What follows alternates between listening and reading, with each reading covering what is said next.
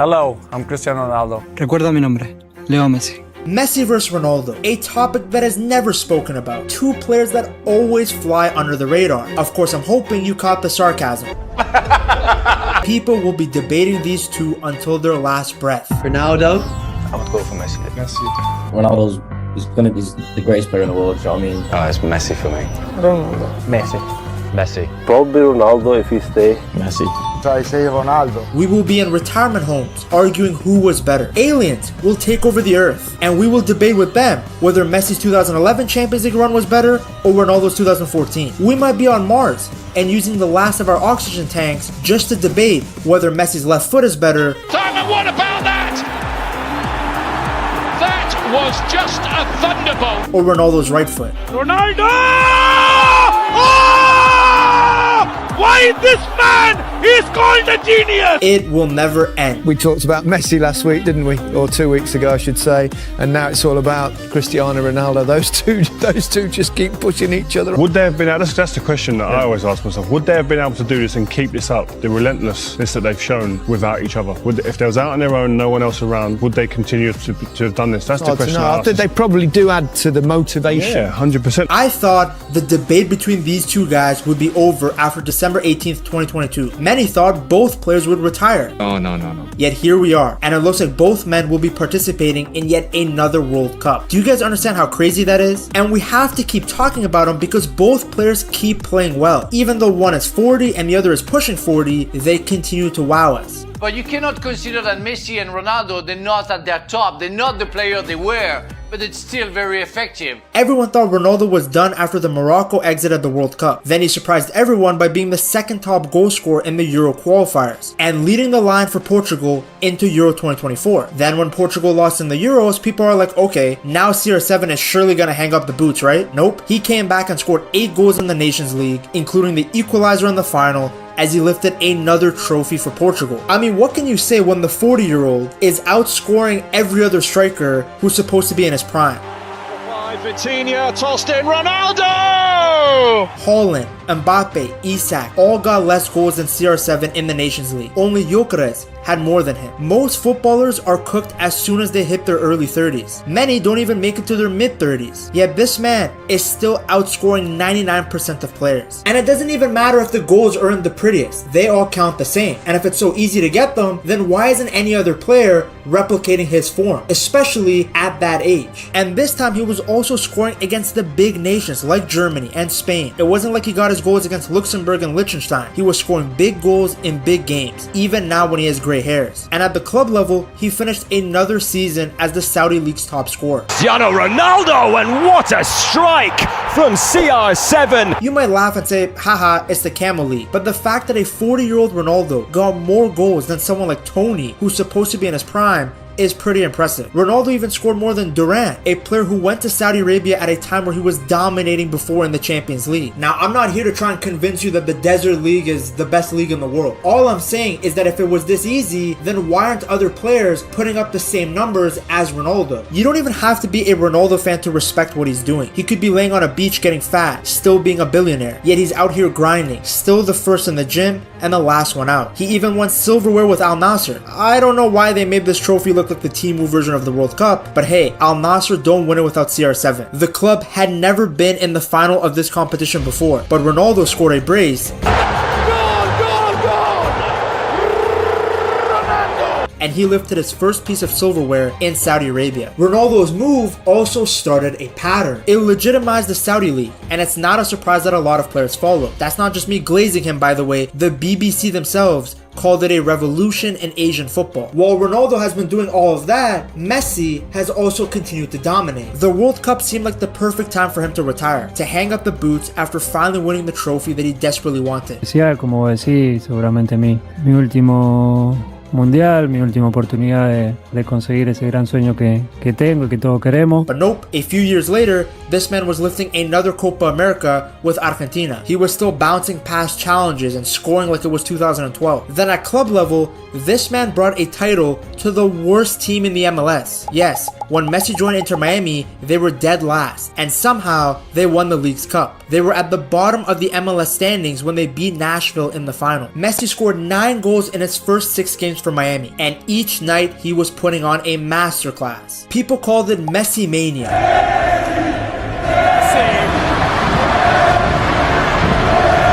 Robinson lands, Busquets over to Jordi Alba, what a touch! Messi to his right, he keeps it on his left, of course. Oh, what a ball to Kremeski! Oh! And to Messi! Messi! Could it have been any other way?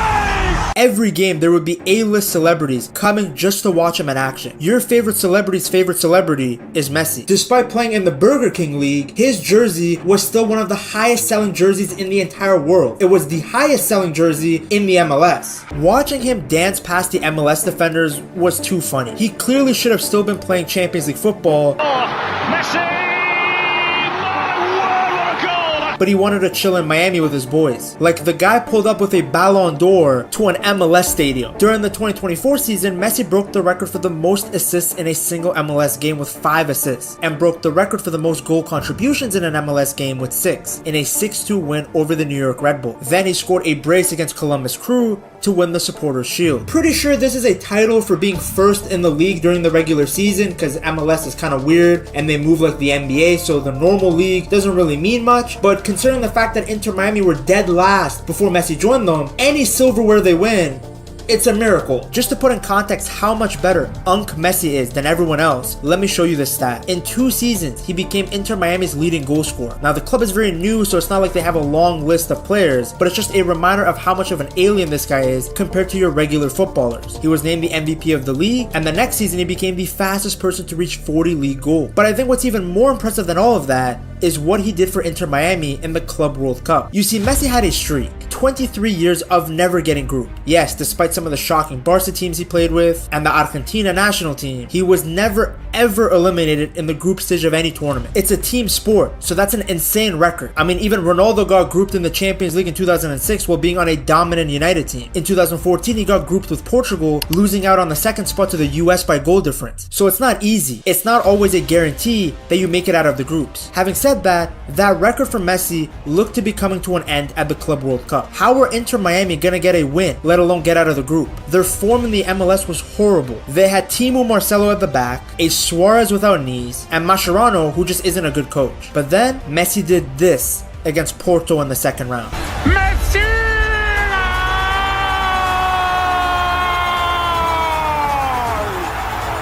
Yes, the best in the world.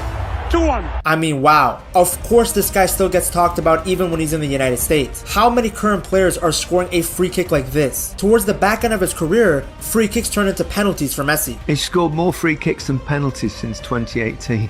Wow.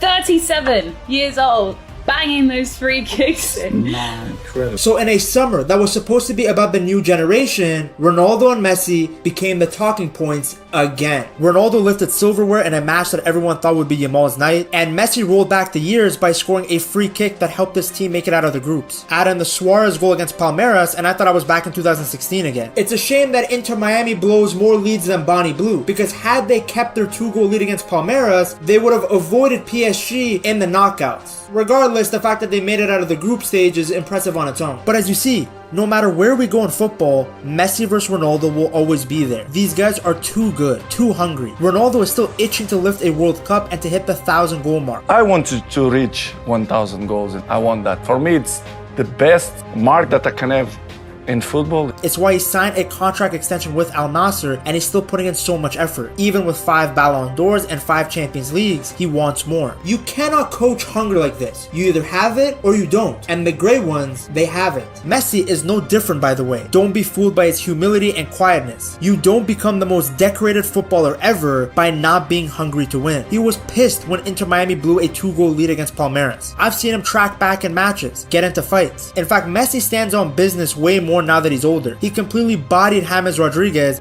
when Argentina played Colombia. This is how these two not only reached the top, but remained there for decades. We will never see this sort of longevity again. In fact, I think the one time that all Messi fans and all Ronaldo fans should come together is when people push the stupid narrative that Ronaldo is a product of hard work and Messi is a product of talent. People always think they cooked when they say this nonsense, but it's actually disrespectful to both of them. The statement implies that Ronaldo is Portuguese Adama Traore. They act like he was some normal player who went into the weight room and became good. It couldn't be further from the truth. Ronaldo was seen as a generational talent as soon as he stepped onto a footballing pitch. It took just one match against United when he was at Sporting for him to be recruited by the best manager in the world. Back when Ronaldo had less muscle than Sabrina Carpenter, he was already seen as the biggest talent in the world. So yes, he worked extremely hard to put on muscle, to get faster and better, but his foundation was already at a level higher than 99.9% of footballers. You don't just win 5 Ballon d'Ors off pure hard work. You have to be incredibly talented. Then for Messi, imagine thinking he didn't work hard. Talent without hard work looks like Eden Hazard. Superbly talented player, but he didn't take care of his body, so his peak didn't last as long as it should have. Messi though worked unbelievably hard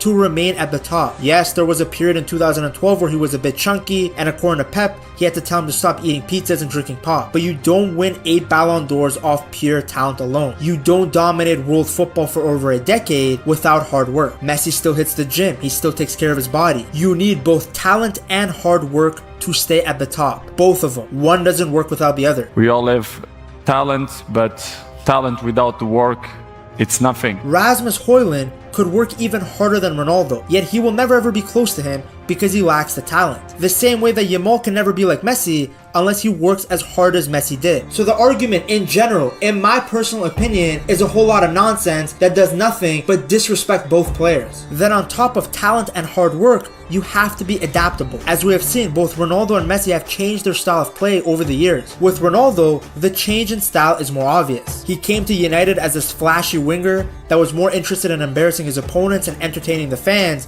than being direct. Then after a few years with the United players and Sir Alex Ferguson, he realized that if he wanted to get to the next level, he had to increase his output. So from 2006 to 2009, he remained this flashy winger, but now he was scoring goals. He was unbelievable. He would beat his man and then put a top bins. 9 minutes. That's all it's taken. It's a shame that newer fans think he's a poacher and a tap-in merchant, but look what he was doing to people. He also began to develop his aerial game, so now he was a threat off crosses. It was a complete transformation. This skinny winger was now the most well-rounded attacker in world football. Then, in my opinion, from 2010 to 2015, we saw the very best version of Ronaldo. Those early years at Madrid, he had the dribbling ability of his United days, but now he was scoring at an alien-like level. The combo was frightening, and the numbers spoke for themselves. Look at what he did to Sweden in the World Cup qualifiers. They're one step closer to Brazil. The chance for Ronaldo again. Hat-trick. He has written his name all over this tie, and there is no doubt now he's paved their path to Rio. What he was doing to teams in the Champions League. He would hit you with 3 stepovers, then boom, the ball was in the back of the net. Then somebody would whip in a cross, and then you would see Ronaldo fly in just dunking on everyone. Like, look at this goal in the Copa del Rey. Follow that. Great cross header. Goal! Cristiano Ronaldo! A magnificent header! Real Madrid with a breakthrough! As the years went by though, he learned to be more and more direct. Less dribbling, less need for flashy moves. He became a pure scorer. People say it's because of his knee injury, but I think he just realized he could score even more if he became more direct. I mean, how was he still able to run faster than everyone else and jump higher than everyone else if it was a knee issue? Knees don't just impact your dribbling. It was the right decision, by the way, as his change in style helped Madrid win 3 Champions Leagues in a row, and he won the Euros with Portugal. So by being more direct, it led to more winning. At Juventus, he actually went back a little bit, became more of a dribbler, but naturally as he has aged, he has transformed into a pure 9. He's still a threat in the air, he still has excellent positioning. All those easy tap-ins are because he was always in the right area. He was like the worst player to hate watch, because one moment you would be laughing at him because he hasn't done anything, then boom, the final whistle goes off and he had a hat trick. Sometimes there would be a late run into the box. Other times he would just bang it in from distance. Left foot, right foot, header. The amount of tools he has in his locker is insane. You just don't see that from players anymore. Like, look at Mbappe. He's got the pace and the dribbling, but he can't head the ball.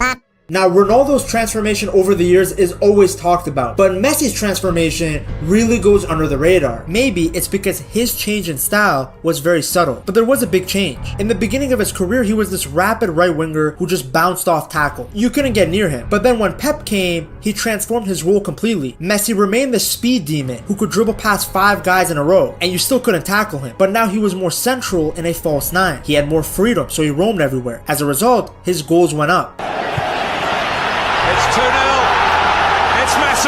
and Puyol steals in. 2010 to 2013 is, in my opinion, the very best version of Messi. Those years under Pep, he was a freak. I mean, the guy scored 91 goals in a calendar year while dropping into midfield to receive the ball. He would be surrounded by 6 dudes, then he would dribble by all of them. Now, as the years went by, his role changed again. With MSN, he went back to being a right winger. Still, he had the freedom to roam, but obviously he had to stay more on the right side. Thankfully, it gave us one of his best goals ever. Well, he's still going. Look at this, Kevin. It's a brilliant run from Messi. Going to go all the way. It's one of the great Copa del Rey final goals. Then, as his supporting cast got worse and worse, he had to do more and more. The first thing that really improved over the years was his passing. He always had great vision and was a fantastic playmaker, but now his range of passing was bigger. He could ping balls from anywhere. It became a necessity because he had to drop deep to make things happen. That's what happens when your supporting cast is a washed Vidal and Kevin Prince Boateng. Messi had to go to center back to get the ball, then play himself into midfield because there was no midfield, and then carry the ball again in the attack. So I understand why some people think the 2019 to 2021 version of Messi might be the best, because he had to do more than ever. I mean, that 2019 Barca team had no business ever being on course for a treble, but they did because of one man. Then of course Messi's free kicks got better later in his career. Look at what MLS teams were doing because they realized a Messi free kick is basically a pen. So you see, both Messi and Ronaldo are alien. No matter which one you like, you can't deny that. We have never seen this much quality for so long. The two individually might be bigger than the sport. They are worshipped like they are religions, and you can continue worshipping them by picking up either an Al Nassr or Inter Miami jersey. Just use code GOAT for a discount. Each player has a fan base behind them that would die for the cause. It's actually very scary how tribalistic we as fans are. We will defend these guys till our last breath. I don't know what we will do when they do eventually hang up the boots. They have done a great job in beating Father Time, but he's inevitable. At one point, both will be gone and a void will be left that will be impossible to fill. Mbappe and Yamal are not going to be able to replace this. I mean, Yamal had one good season and he was already hanging out with porn stars, while Messi was still getting man of the match awards at 37. Ronaldo might be Mbappe's idol, but Mbappe will never have the same complete all-around game that CR7 had. It's pointless. The two men put the standards too high. They made scoring a hat-trick seem easy. They made 40-goal seasons look average. Before, a striker getting 20 goals in a season was seen as remarkable. Now it looks like a down year. They left La Liga, and I was seeing people win the Pichichi with 19 goals. Back in the day, the two of them would have 19 goals just 10 weeks in. In the words of Andy Bernard from The Office, I wish there was a way to know you're in the good old days before you've actually left them. Because the 2010s were peak football. Madrid versus Barca. Ronaldo versus Messi. Pure entertainment, guaranteed twice a year. They pushed each other to the limit, putting up numbers that would be crazy in a video game, let alone real life. The debate around them won't ever end. Whatever side you have chosen by now is where you stand. I'm not here to change your mind. I think it's pretty clear if you know me which player I prefer. But the reality is that these guys transformed the sport completely, and we were able to see that in real time. Now the two of them have dominated for so long that they have a long list of victims. To see the victims of CR7 and Messi, you have to check out this video right here.